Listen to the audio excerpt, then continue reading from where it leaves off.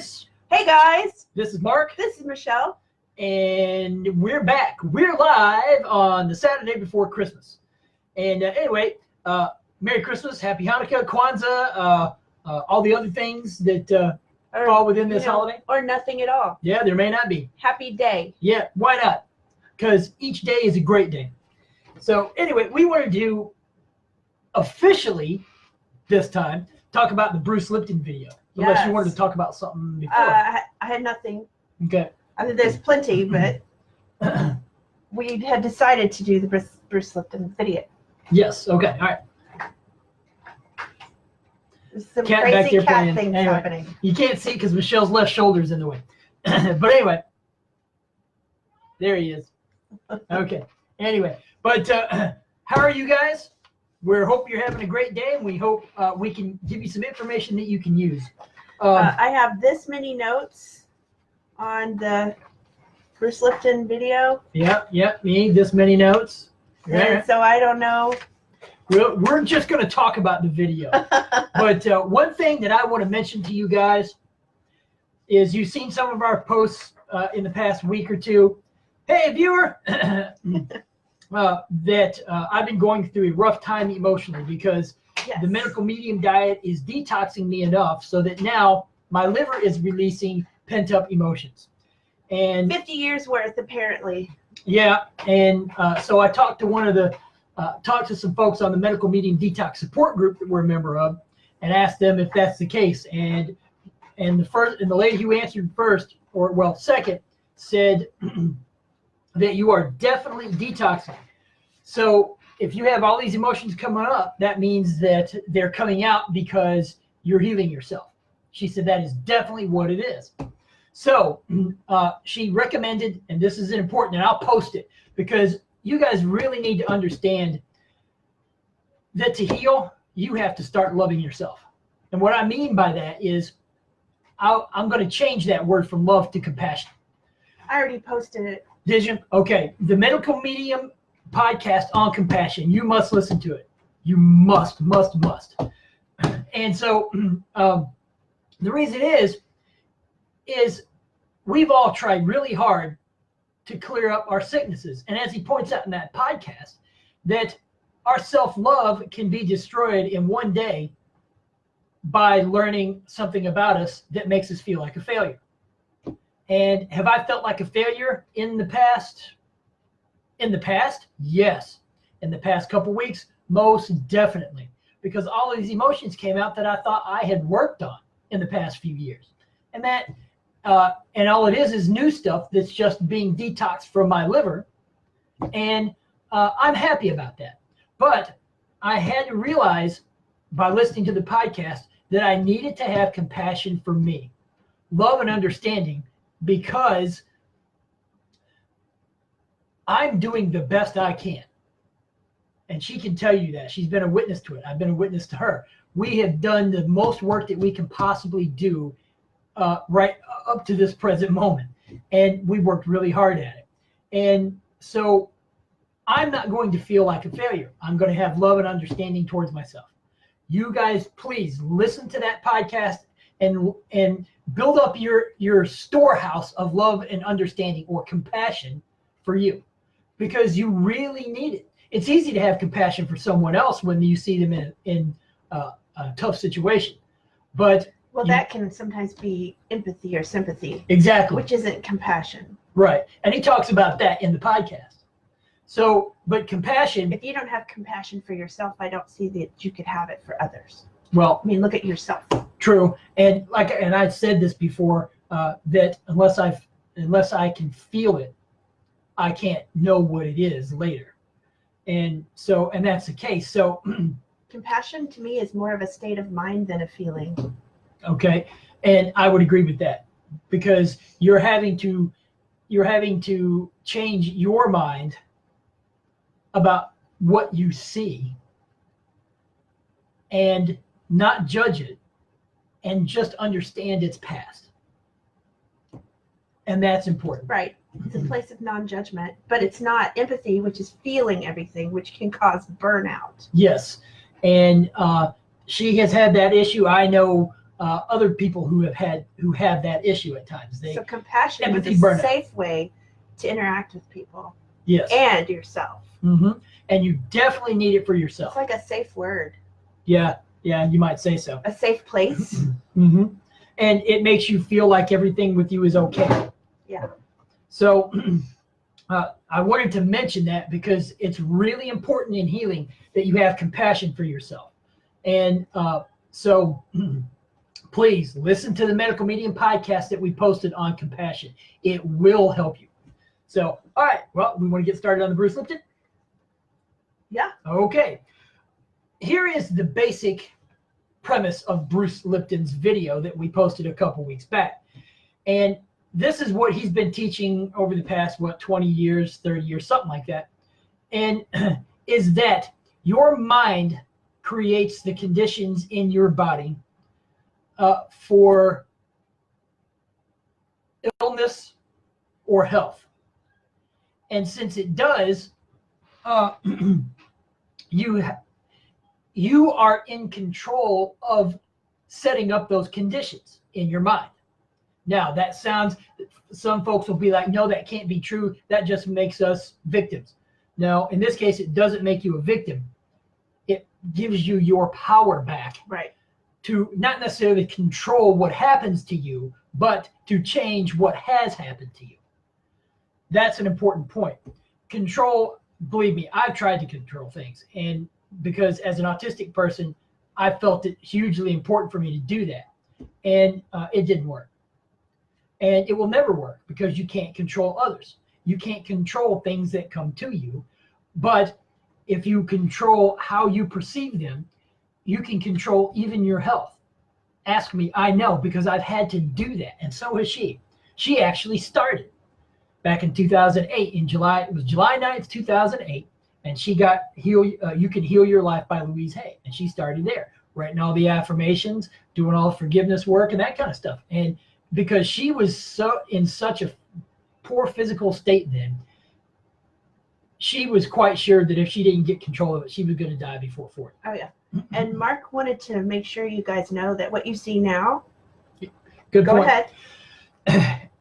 You guys see us now and you go, wow, that's so great. You're so lucky. Isn't that wonderful? All that's true. However, we've already climbed over our mountain for the most part. We are coming down the backside of it. You just didn't see us when we were doing all of this work. You are just now, you are catching the last act, so to speak, and it's all working out with a happy ending. That's true. But the point is, we were on that same side of the mountain as you. We were. I guarantee it. We were there, and we didn't know how this was going to turn out. In fact, just to give you an idea, 3 years after I started the GAPS diet, back in 2013, to start healing from autism, Michelle told me I think it was about summer 2016, she said, I didn't actually think it was going to work, but it did. That wasn't, and it's funny, when she said that, we were sitting in there in the living room. I didn't take that negatively. Yeah. I looked at her and said, but aren't you glad you didn't? With a glint in my eye, and she giggled. So what you see in us now is after the work is done. But I guarantee there's always going to be the work. Yes, there's always going to be the work. But it's important for you to realize that we were on that same side of the mountain, and now we can be guides to you. Sherpas. Exactly. The only guide that we had when we started was her intuition, and it has never failed. She is that in tune with it. And so she has been my guide and her own guide. And so now we have the skills and the expertise to help you over that mountain.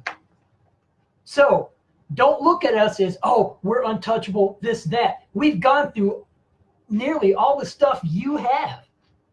The rage. The rage, the anger, the horrible emotions. Hey, Roxy, the horrible emotional outbursts from me. Me being in bed all day with migraines. Yeah, and having to put walls up, and then me coming on with my emotions and seeing those walls and pestering her emotionally about those walls. Not sleeping for a month. Exactly. Adrenal fatigue that kept you in a chair for a whole month, And so you guys just haven't seen all that. Now you just see us after having recovered from the bulk of it. So we want you to know we're here. We've been where you're at, and we can help you through that swamp. All right. Just so you know, we can be your guides. So on to the Bruce Lipton, back onto the Bruce Lipton. Right. This was not a deviation. It was an addition. It was an addition. Okay. An appendix. There we go. Well, anyway, so Bruce Lipton talks about how in your mind you set up the conditions for what goes on in your body. And oddly enough, what goes on outside you. Sounds strange, but when you change your mind about something, you change your beliefs around something that you see or encounter in life, that will change. It sounds weird, but it can change overnight because I've seen that happen for me. Mark's had it happen as an Aspie. Remember the guy who was bullying you?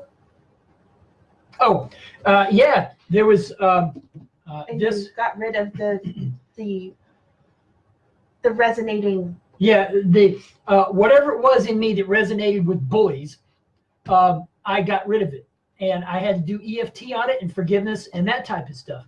And the other thing was, in this case, I changed my behavior.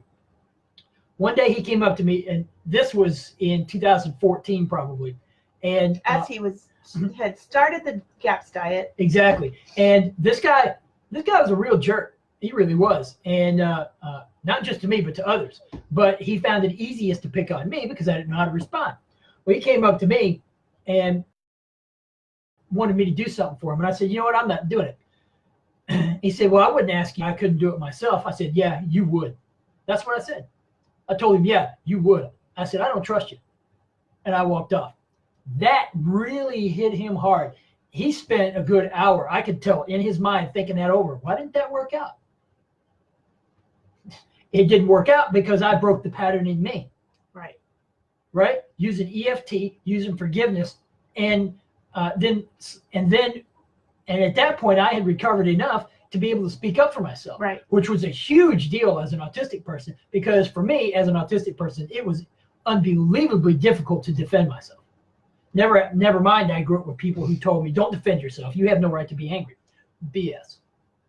Everybody's got a right to be angry. There's going to be something that actually makes you angry. Now, we sometimes get angry at stuff we don't need to, but never mind. But anyway, so that is a good example. And I was still entirely autistic at that point. That wasn't even 9 months into the diet, I don't think. So you can change your inner world, and your outer world will change. You can. Changing your inner world does change your outer, because your vibration, you change your vibration. It changes what you put out to the world. And so and what you put out then comes back.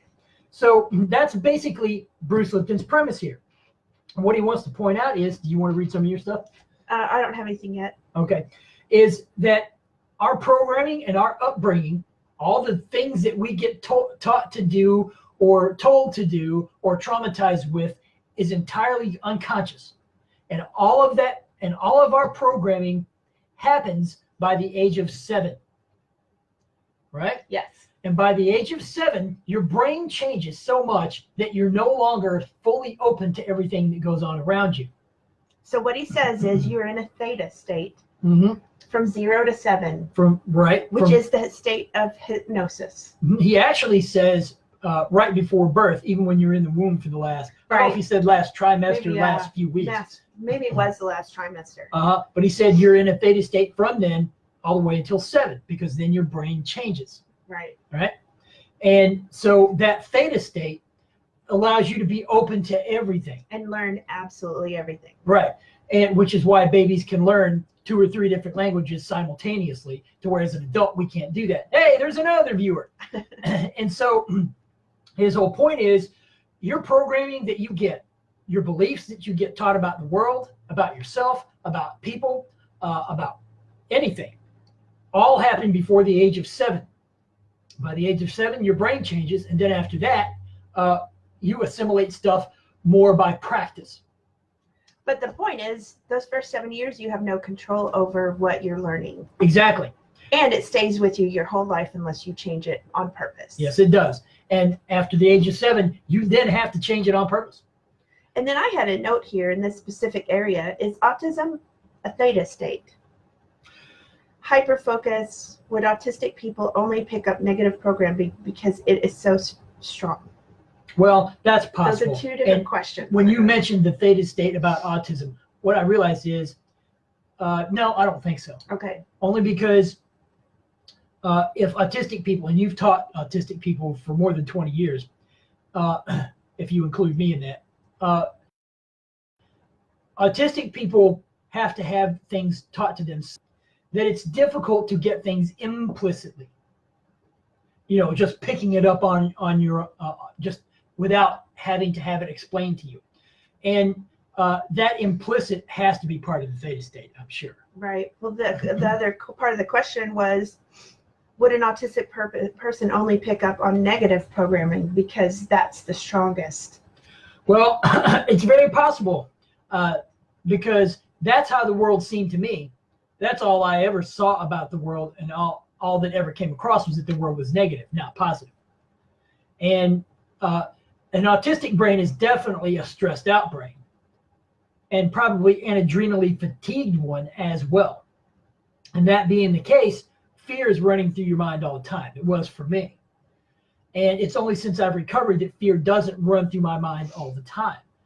It's still there quite a bit, but it is not an obsessive amount of fear. And so I think that it is possible that autistic people tend to only get the fearful programming. Well, that would kind of make sense to what you've had to deal with waking up. Yeah, good point, because so far you don't seem to have any positive reinforcement of any. No. You seem to be having to build I'm having to build loving, the positive support on my own. Right. So maybe autistic brains don't support any kind of positive. It's very possible. Because they can't receive it. Exactly. Well, that's very possible. And I wouldn't be surprised if that was the case. Because knowing my experience, it was all negative. Back when I was 18, I had a situation happen to me that was very fearful. And I mean, I don't know how other people survive through it, but apparently they do. But for me, it was nothing but fear for about 14 straight months. And I got through it okay because I'm still here.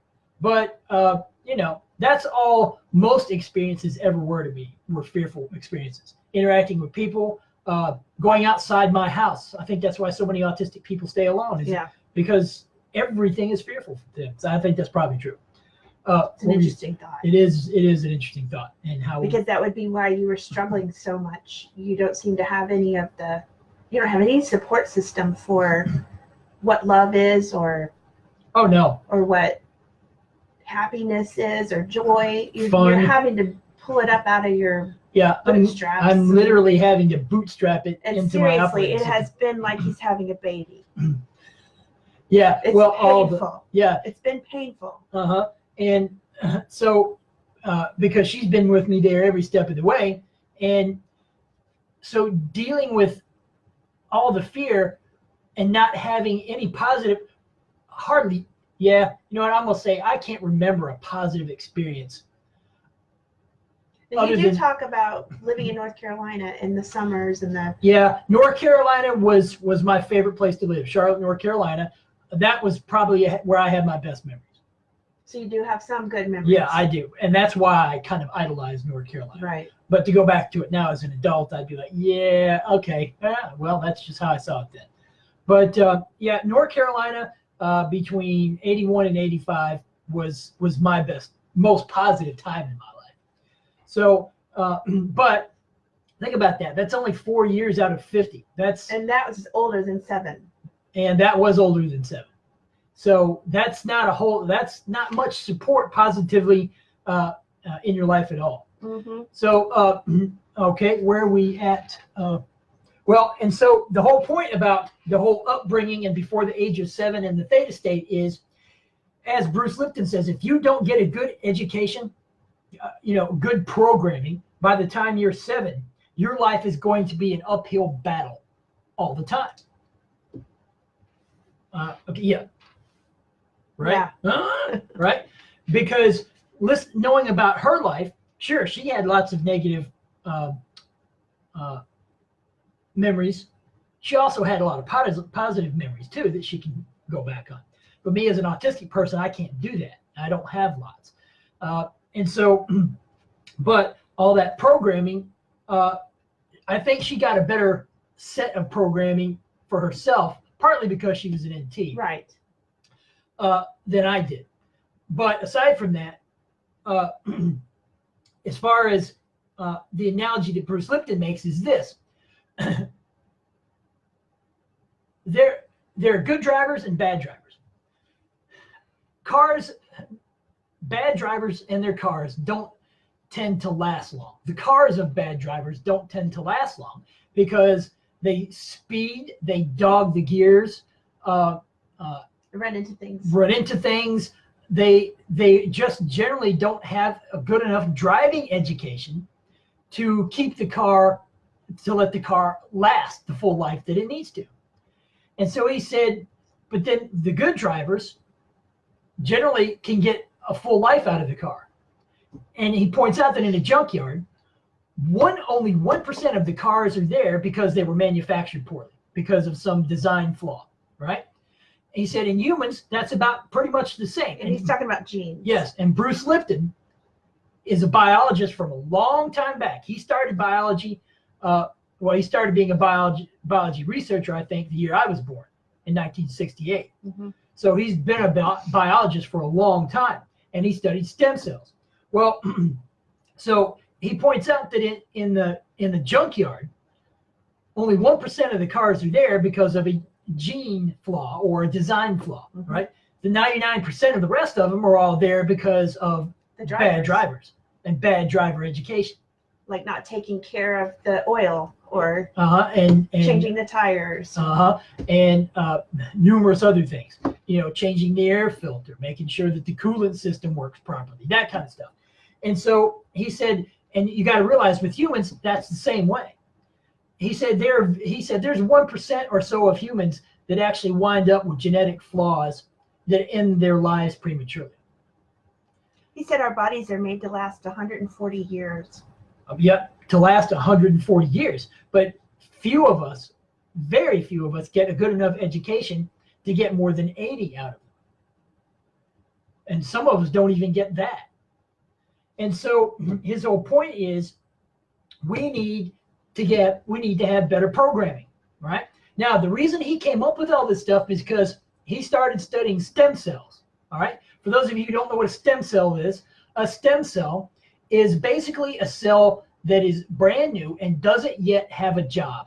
It doesn't have a role in the body, right? It hasn't been programmed to be a muscle cell, a bone cell, a lung cell, an epithelial cell, which you find in your stomach and your digestive system and other places. A cardiac cell, a brain cell, a nerve cell. It doesn't have any of those roles yet. A stem cell is a cell who has not been given a job description and a job yet. All right. Now he calls them embryonic, and the reason is because they're brand new and they don't have a function yet. All right. Now I know about stem cells from genetics and advanced genetics and numerous of the biology classes that I took. And stem cells are fascinating because they can be programmed to be any other kind of cell in the body. And the way he programmed them was changing the culture medium. Exactly. And that's where I was going to. Changing the culture medium. Well, what is culture media? For those of you folks who don't know, culture media, most of you probably know what a petri dish is, but you don't know what goes into a petri dish or what happens in a petri dish. All right. A petri dish is a glass or a plastic flat container that's see-through, and it has a lid, and that lid covers it. Well, what you do is you culture bacteria, viruses, mold, that kind of thing in a petri dish so that you can study it and its interactions. Well, the culture medium, right, is the stuff that fills up the petri dish about halfway, and it's made out of proteins, sugars, fats, numerous other things. Sometimes they use blood to study blood microbes and that type of thing. Well, so they take a petri dish and they fill it with the culture medium. Well, when you put a stem cell in a petri dish, that stem cell will take on whatever is in the culture medium, whatever's in that environment. Its environment is the culture medium in the petri dish. For humans, our culture medium is our blood. And that makes perfect sense to me because all this stuff gets, you get enough bugs throughout your body, in this case, the flu virus, right? As it multiplies, it gets passed around your body through your blood system, right? Well, stop me if you need to interject something. Okay. And so for humans, our culture medium is our blood, right? So he wants to point out that stem cells, their environment is wherever they grow up, just like you as a human. Your environment, wherever you grow up, is what teaches you to become whoever it is that you're going to become. I mean, for us humans, our environment is family, neighborhood, church, school, shopping that we go do, TV, news, all kinds of stuff. That is our culture medium. That is our environment. And that's what teaches us to become whatever it is we're going to become. We learn that stuff. And so, let's see, where was I? So, as he points out, that for us humans, our culture medium is our blood. And so new cells that come into that get replicated in our body, stem cells, they float around in our blood and they take on whatever roles they're programmed to. What you missed was petri dishes and how different they were with different mediums. I don't know if I wrote that down somewhere. Well, he put a different medium in each petri dish, and it caused the stem cell to become something different. Right. Well, and that's a good point. Probably a vital point. Yeah. In that Bruce Lipton pointed out that if he put blood in one petri dish, right, and then put stem cells in that, those stem cells would become blood cells. If he took bone and put that in one petri dish, those stem cells that he put in with the bone would become bone cells.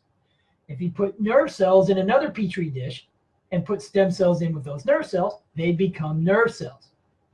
And that's the environment that they grow up in. That's how they become what they're supposed to, because they grow up with their environmental influences.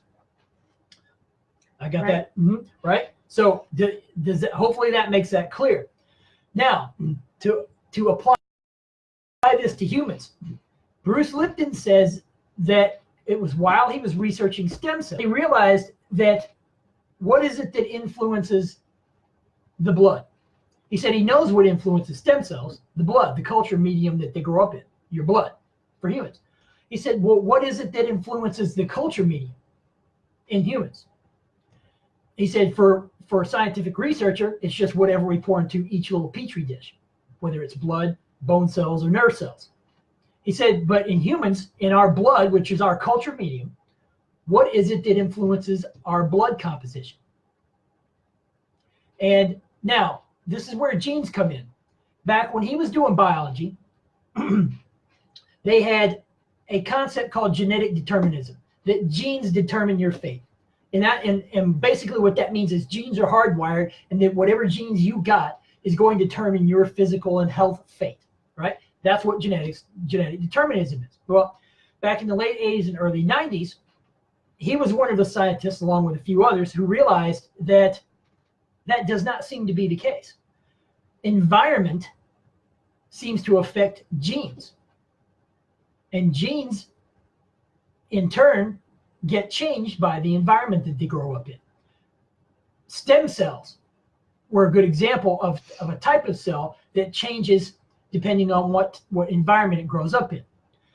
So he said, so by the late 80s and early 90s, we were realizing that it's environment, your environment, that changes that causes you to become what you become. And they call that epigenetics. Exactly. And they named it epigenetics, basically above the genetics. Well, what was above the genetics? Because it wasn't the genes, right? He realized that the epi part means above, and genetics, genes, or genetics. So above the genetics. Well, what was above the genetics? If the genes don't determine your fate, what does? And he realized, and this was in the late 60s and early 70s when he was studying this stuff, he realized it's your mind, okay? And Bruce Lipton is the first person who's ever put the process together for me to understand how your mind actually determines and changes, not determines, but changes, affects your health and your life and everything else. Here's what he said. This is the important point. Okay. All right. Let's see. Let me find it. I wrote it down. Okay. Yeah. Okay. He started with this. All right. Our mind interprets our perceptions of the outer world. Right. And there's two responses that we have to our perceptions. Right. We either have a positive interpretation of our perception, or we have a negative interpretation of our perception. Well, when we have a positive interpretation or a positive view of our world, here's what gets released into your bloodstream by your brain. Oxytocin, right? Oxytocin is the feel-good hormone. And as he pointed out, when you see a picture of someone you love, like when I see a picture of her, it makes me go, oh, you know. And it's interesting. As an Aspie, that didn't happen. Yeah. And because my brain chemistry was right, I can tell you, it was not right. For autistic people, their brain chemistry is not right. Yeah, if autistic people out there listening to this, I'm telling you, your brain chemistry isn't right. You can disagree, but I'm telling you, it ain't right. All right? Not your fault.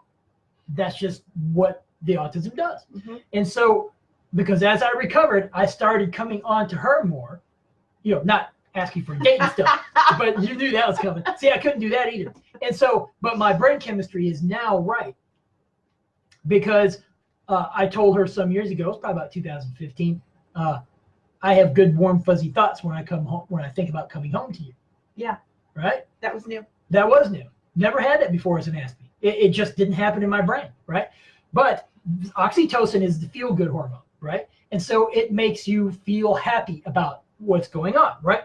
The next thing that gets released in your blood system, or one of the other things, is vasopressin, another chemical that causes you to be attracted to something or someone, right? Well, think about that. That's an awful nice, you know, vasopressin is released when you see someone you love because you, oh, I want to get a hug, you know, and you go, oh, and it causes more bonding between people, right? Vasopressin, right? I see dopamine is not on your list, but no, it needs that to be was on also there. Yeah, and I forgot what he said, but growth hormone is also released, and that makes you feel loving. And when you feel loving, you want to grow. And the analogy he used is, how many of us have fallen in love? Well, throughout all that time that you were thoroughly in love with your boyfriend or girlfriend, how well did your life go? How well did it flow? He said, if you noticed, it flowed really well and life worked well for you and everything good happened to you and this kind of thing. He said, it's because you were releasing growth hormones and dopamine, vasopressin, oxytocin, all of that. He also said it got you out of your programming. He said, exactly, and good point. He said, you being in love got you out of your programming. And so one thing that he said is, if you fall in love with life, that will take you out of your programming. Now, sure, it's up and down a little bit. But a lot. A lot. Okay, a lot. So that leads me to we're in that 95% of the day, you live in your subconscious mind. Good which point. Which means you are not present and you're living programming. Mm-hmm. Only 5% of your day is spent actually consciously living. Mm-hmm. Right. 5%. Which is probably because right. Well, we're seeing things negatively. Well, the negative side effects, he said, of a negative view of your world is this. Stress hormones get released, right? Adrenal hormone, adrenaline, and cortisol, right? That causes fear. Other inflammatory chemicals, which he didn't specifically list them, but he said that prompts the fight or flight response, right? Now, how do you change a negative view of the world into a positive one? Right? Right. Now, as she points out, because 5% of our time are we really aware of us, and 95% of the time we're busy, caught up in our head and thinking, and I know how that is because I was that way entirely as an Aspie. I'm slightly less that way now. And what are you doing now to help you get out of your head? Well, what I'm doing now to get out of my head is this. I drop down here. Now, most of you will know what I mean by when I say here, your solar plexus, your heart. And for me, I've created a spot that I call, and some friends of ours call, sacred space. And so there is an area where love lives. And so I haven't yet developed the habit as much as I'd like, but it's better than it used to be because I didn't used to have a sacred space. And I couldn't feel much of anything here, but over the last few weeks, I'm starting to feel more here. Feel it. And which is weird because I've never really felt anything there unless it was incredibly strong. And a few nights ago, I woke up in a terror and a panic and didn't get any sleep. And I was feeling a lot of that here. So that is coming on. Yeah. And that is your second brain, or your gut is your second brain. Anyway, well, it's all tied in. It's all tied in. And so for me, I have this sacred space where love lives. So when I start to have thoughts that I don't want to have, I put my focus down here. And then there's the exercise that Greg Braden has from Heart Math to help you get to this spot. Right. The Heart Math thing is taking your first two fingers and your thumb and putting over your solar plexus, your heart.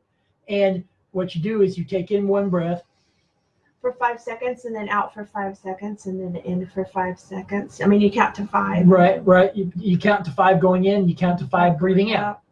And then bring your awareness to where you're touching. Exactly. And you bring your awareness, your focus to your heart, your focus awareness to your heart. And that centers you here in love. And so I'm developing the habit of doing that because my thoughts are almost entirely fearful. Well, and Bruce Lipton says anytime you have to think, you are running your programming. Yes. And that's a good point. And now, how do you get through life? Well, you learn to live from down here. It's a different way to think. She has learned to live from down there. And you might say it's a different way to feel as opposed to think. It's a different way to feel. Yeah. Feel it instead of think it. Right. I think for music, but I do like both for music. And I think music has helped me be down here because I've spent my whole life playing music, and that's all feeling. Yeah, it is. And since I'm just waking up to feeling, I've only spent the last couple years really feeling much of anything, and that's been weird because I can see why people want to run from their emotions now, or drink, or self-medicate in other ways, because they can be so strong they make you want to panic and run. They make you want to jump out of your skin. Yeah. You wish you could jump out of this body and be separate from them, but you can't. Except you can, but it takes practice. Okay, well, that'll be an advanced technique for another life.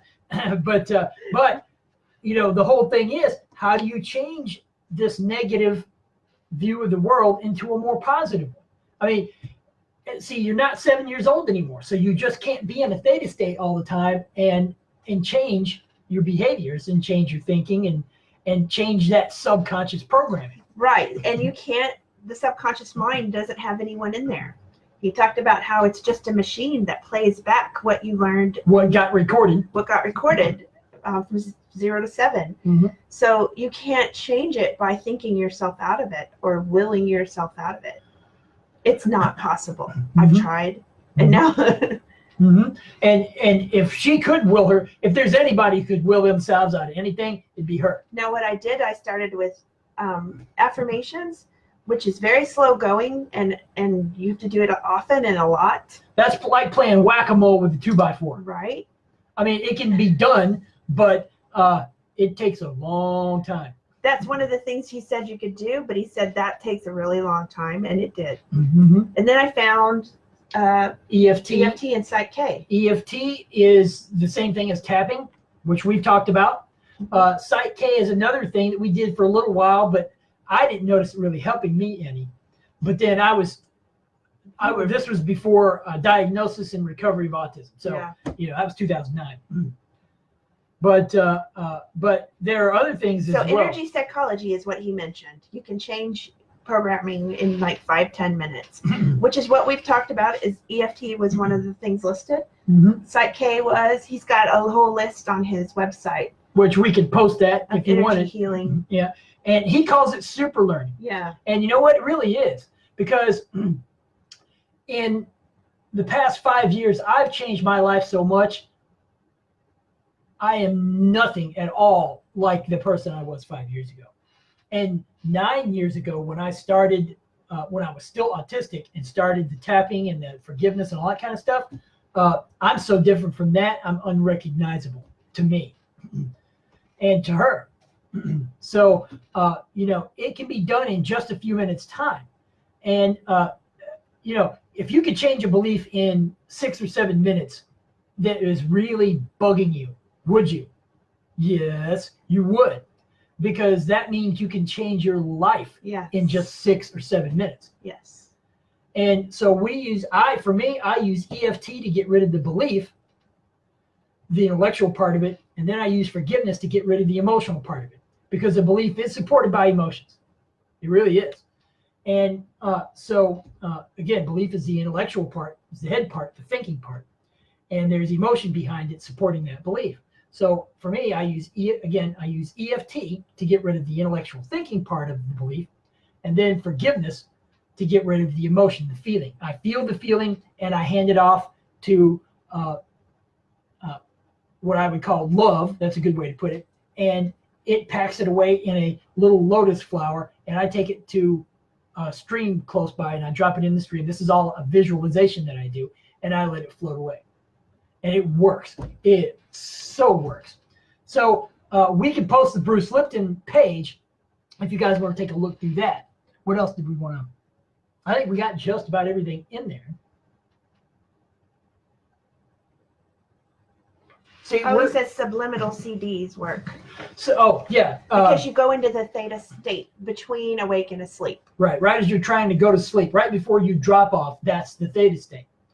And he said, so you can record yourself saying things, and Louise Hay used to do that too. Mm-hmm. You can record yourself saying something and then play it back as you fall asleep.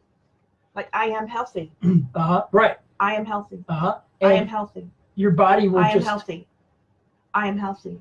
Right. Over and over, say it in a recording, and then play it for yourself while you're going to sleep. Yep. And your body will just naturally acclimate to that, and you'll become healthy. Make it a positive statement. Exactly. And so there are ways to change your life quickly.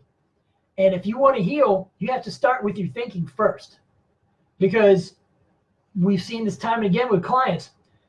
They'll start the diet and be like, I can't do this. But we have to walk them through changing that belief.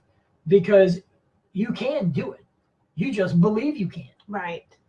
Beliefs are just awful things. You must choose your beliefs, because they will make you or they will break you. They are probably breaking you right now. Exactly. And it's not your fault you're sick. Yep. It's not your It's fault not you're your fault. autistic. It's no one's fault you're that And way. your programming's not your fault either. No, actually it isn't, because all your programming Came from people who were well-meaning, but for the most part, but didn't know any better because their programming wasn't their own either. right. Nobody's programming is their own. No one. You're going to be a pioneer changing your beliefs. Exactly. And so that is the basic gist with a few more details and the process.